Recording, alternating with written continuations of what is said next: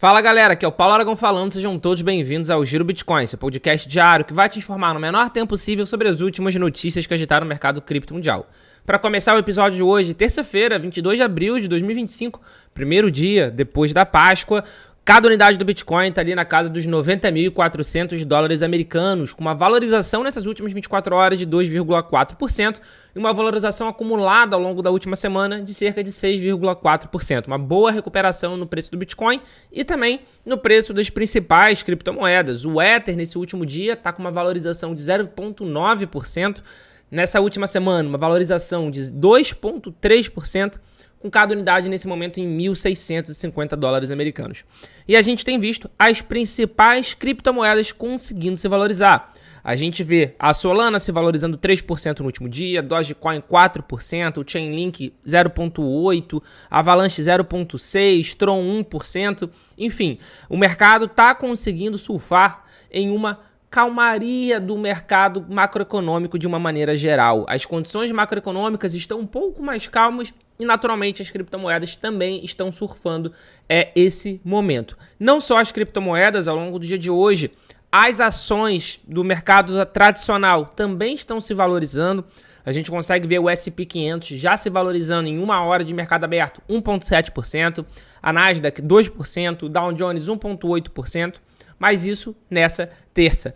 No dia de ontem, na última segunda-feira, foi feriado no Brasil, mas não foi feriado nos Estados Unidos, então teve mercado lá. E a gente viu um dia bem negativo, um dia bem ruim para o mercado americano acionário de uma maneira geral. Mas de qualquer forma, hoje a gente está nessa calmaria fraca, instável ainda, mas ainda a calmaria. Então a gente está conseguindo aí surfar nesse momento. No dia de ontem, inclusive, a gente teve um forte inflow no ETF de Bitcoin Spot. A gente teve uma entrada de 4.361 unidades de BTC nos ETFs de BTC do mercado americano. Bastante forte, maior inflow dos últimos tempos, o que pode simbolizar uma mudança de tendência, uma mudança de cenário. A gente vai acompanhar ao longo do dia de hoje para trazer para vocês se essa entrada forte foi algo pontual ou se é uma tendência que voltou a se formar.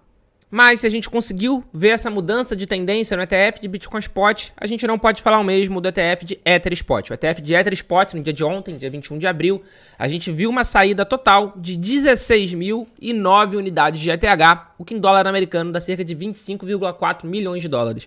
Curiosamente, essa saída foi toda do ETF da Grayscale, o que é normal, afinal de contas, o ETF da Grayscale é aquele que já era um trust, ou seja, era um fundo não negociado em bolsa, que foi convertido para ETF, e a Grayscale não mudou as taxas de administração. Tanto é que a gente pode ver que geralmente as maiores saídas são desse ETF. As taxas de administração da Grayscale são muito altas, então a gente costuma ver saídas desse ETF para um inflow a posteriori nos outros ETFs. Mas de qualquer forma, saída forte no dia de ontem, mais um dia consecutivo de saída, 7º dia consecutivo de saída.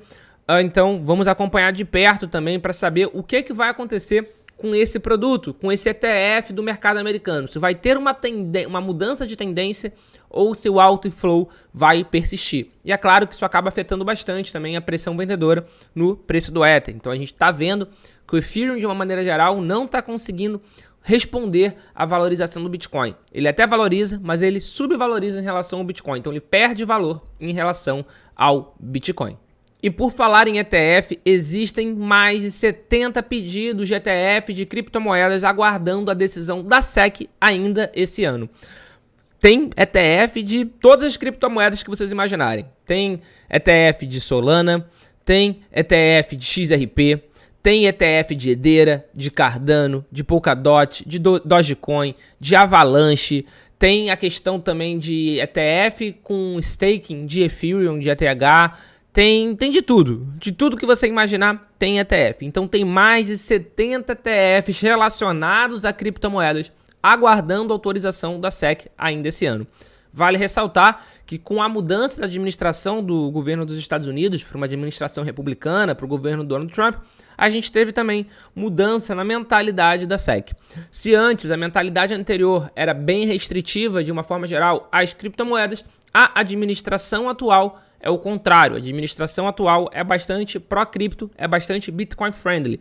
Inclusive, a gente teve agora o indicado pelo Trump, a presidência da SEC, o Paul Atkins, assumindo a presidência. Teve uma demora para ele poder assumir por causa de algumas questões relacionadas a declarações dele, então ele demorou a ser sabatinado pelo Senado, mas ele foi sabatinado recentemente, foi aprovado, e no dia de ontem, dia 21 de abril, quase 2 semanas após a confirmação do nome dele pelo Senado dos Estados Unidos, ele foi empossado.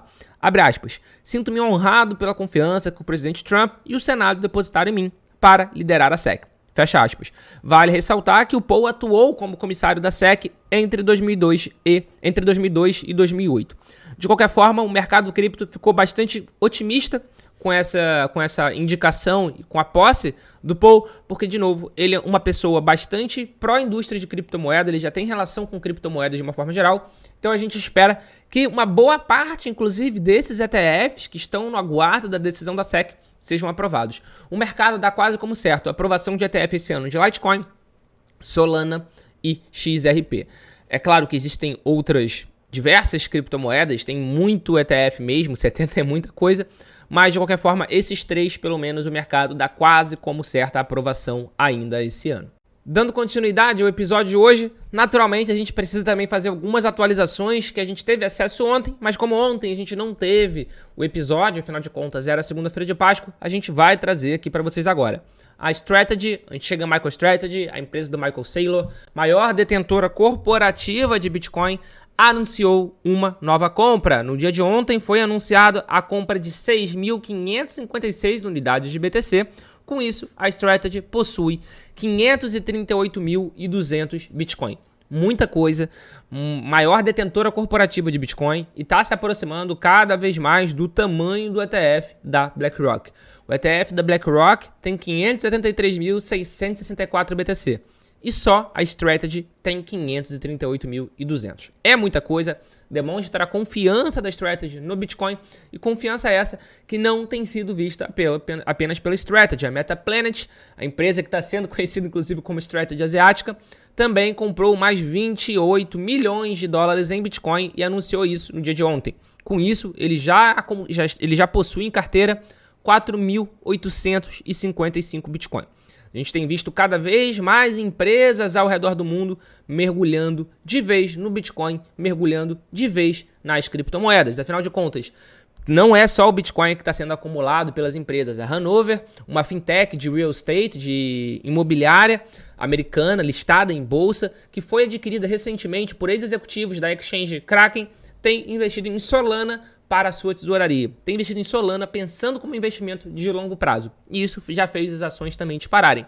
Isso é um claro indício de que o mercado, de uma forma geral, está muito otimista com as principais criptomoedas. E para fechar o episódio de hoje, uma notícia rápida sobre a Mantra. A Mantra é aquela criptomoeda que o ticker de negociação é OM, que caiu 90% ao longo do último final de semana. E a queda ainda não estancou. Nas últimas 24 horas, o token OM caiu mais de 4%, com uma queda acumulada ao longo da última semana de 32%, e no último mês uma queda acumulada de 92% aproximadamente. Mas a equipe da Mantra tem tentado de tudo para reverter essa tendência de queda no mercado. Essa queda, de acordo com a equipe da própria Mantra, não aconteceu por causa de vendas da equipe de desenvolvimento, mas sim por causa de liquidações em exchanges centralizadas durante um momento de baixa liquidez do mercado. Se foi só isso ou não, de qualquer forma a gente nunca vai saber. Mas de qualquer maneira, o CEO da Mantra iniciou o processo de queima dos seus 150 milhões de token OM. Ou seja, ele vai fazer o burn desses 150 milhões de tokens com o objetivo de reduzir o fornecimento total. Com isso, com essa redução de fornecimento total, o objetivo dele é trazer mais confiança para a comunidade. Afinal de contas, ele vai estar queimando os tokens dele. E afinal de contas também, um processo de burn quer dizer que vai ter menos daqueles tokens em específico circulando. Menos tokens circulando tem uma tendência de valorização dos tokens que sobram. De qualquer maneira, a gente vai acompanhar para ver se isso vai de fato acontecer.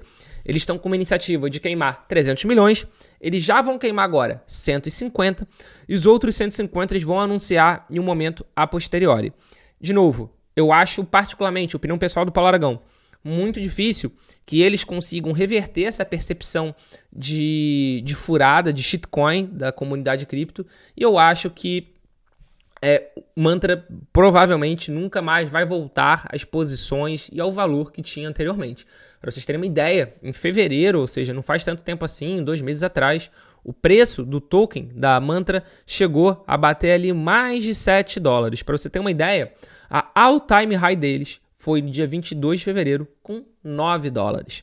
Desde a all-time high, a Mantra já caiu 94%. De novo, acho muito difícil que o mercado consiga, que a Mantra consiga recuperar a confiança do mercado, mas de qualquer forma, pelo menos a equipe está tentando. Esse foi o Giro Bitcoin de hoje. Se você chegou até agora aqui, você já sabe.